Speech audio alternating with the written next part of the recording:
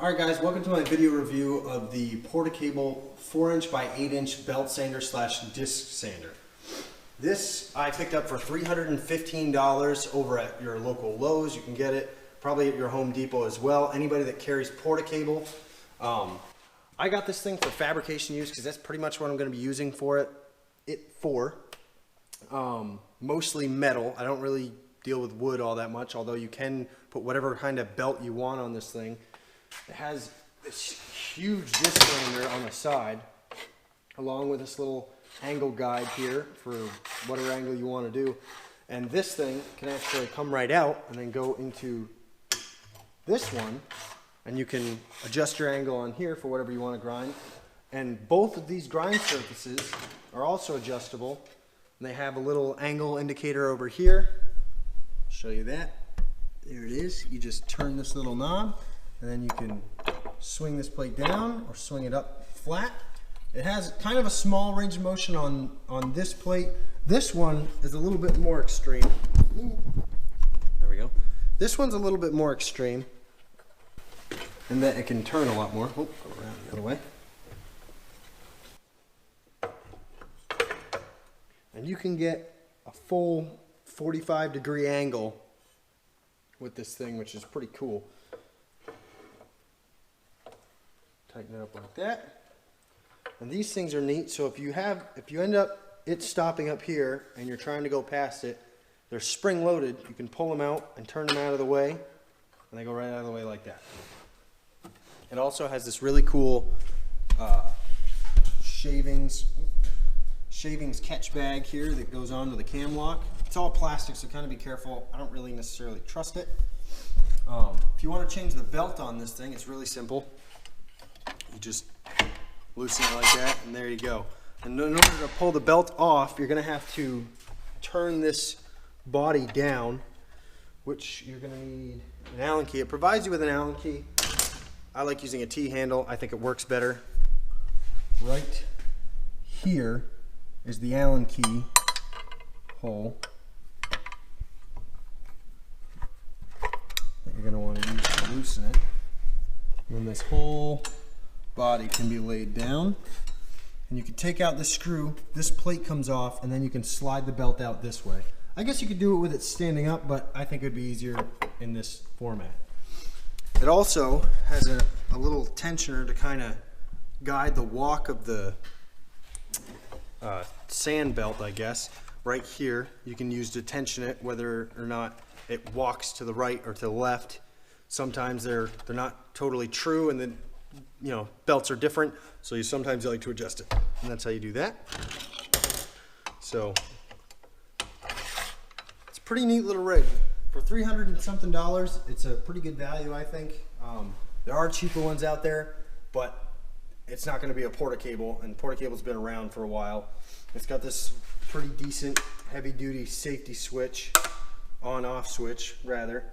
One thing I would keep in mind, if you are going to use this thing, the angle indicators aren't necessarily true. They're more like a reference.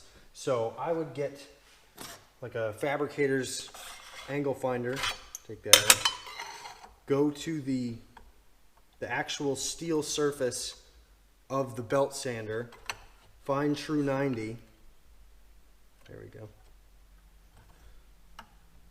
lock it,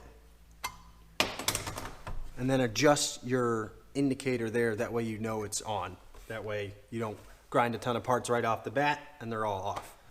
So that's the only thing that you probably have to adjust off the bat. Everything else seems to be a pretty good build quality for the most part. Nothing's kind of jumping out at me saying it's terrible. This thing is fairly heavy. I don't think you need to necessarily bolt it down. It does have bolt holes in this cast iron frame basically that it rides on. It does have what look like 3/8 bolt holes. But it also has rubber pads on the bottom, and this thing, I have to push on the thing hard to get it to move. So I don't think moving is necessarily going to be its issue. I'm going to try it out here in a second, and I'll give you guys a show and see what it does. Alright guys, so now that I got my earmuffs, some safety glasses, and all of my safety crap on, I basically did a test run, and it makes a really nice, I guess you could almost call it a machined edge, where it's, there's no burrs or anything on it. So Typically when I cut my sheet metal, I use a 4-inch grinder, which isn't the most efficient way to cut sheet metal, but it's what I do because I'm poor. And you end up with these huge burrs all along the edge. Now this thing, which I've got to tell you is extremely quiet. For a belt sander, this is pretty quiet.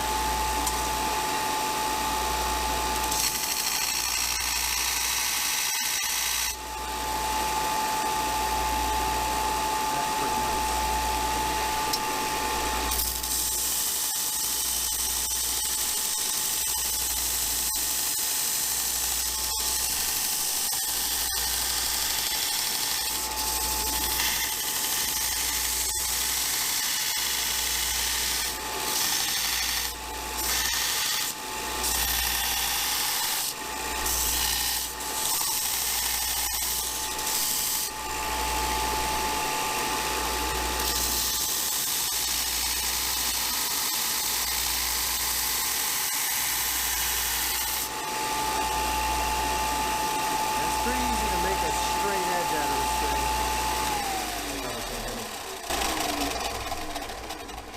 thing. And like no time at all with a fresh belt on here, it takes no time at all to make a really nice, smooth, machine finish looking edge. And obviously you're gonna have to go and, you know, if you wanna really take down the edge, go over it with a file or something, or another grinding wheel, such as a pedestal grinder, to put a nice smooth edge on it. But this thing works awesome for making it look and feel like a machined edge, which is pretty nice. I also have, what is it? I've got some exhaust pipe, and this is just a rough cut. You can tell that this isn't exactly true. It's got a dip right here from me cutting it at an odd angle with a Sawzall, basically. It's not a perfect way to cut something. So after you do a basic cut with your Sawzall, you can take this over to either this or preferably to the rotary side. Bring it right over the rotary side, and this thing makes that look perfect in 2 seconds. Woo.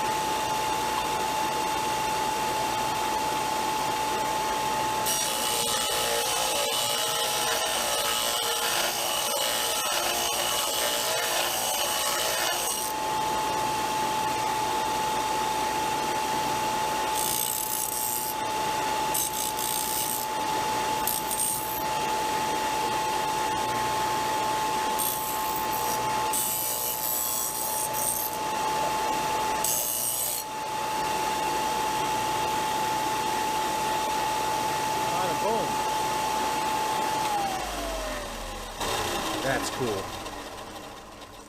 Now I have a perfectly machined straight exhaust piece for whether you want to do whatever. That's just a really cool belt sander or tool to have in the shop. And it's a regular flat, anything you want to grind perfectly flat, this disc is awesome for that. I'm sure if you get really good, you could probably work with, you know, this rounded edge of the tool too. I know I'm probably going to use it to do something sketchy at some point, so whatever you want to do with it, but this thing's pretty neat for what it is. I think it's a pretty good deal for 300 bucks. You can really tell the build quality based on, you know, how smooth it runs. And some of the cheaper stuff, it tends to rattle or make a lot of noise, like a lot of noise that it shouldn't. Like this is a Ryobi pedestal grinder.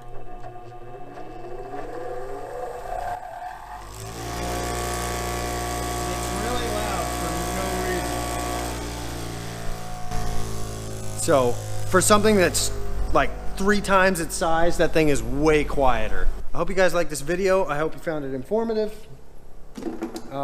Let me know if you have any questions or anything. I'll give you guys an update as time goes on because I'm going to be using this thing a lot to build pretty much everything for the wagon, my trucks, and off-road rigs. So this thing's gonna get a lot of use here in not that long. So look forward to seeing cool stuff built.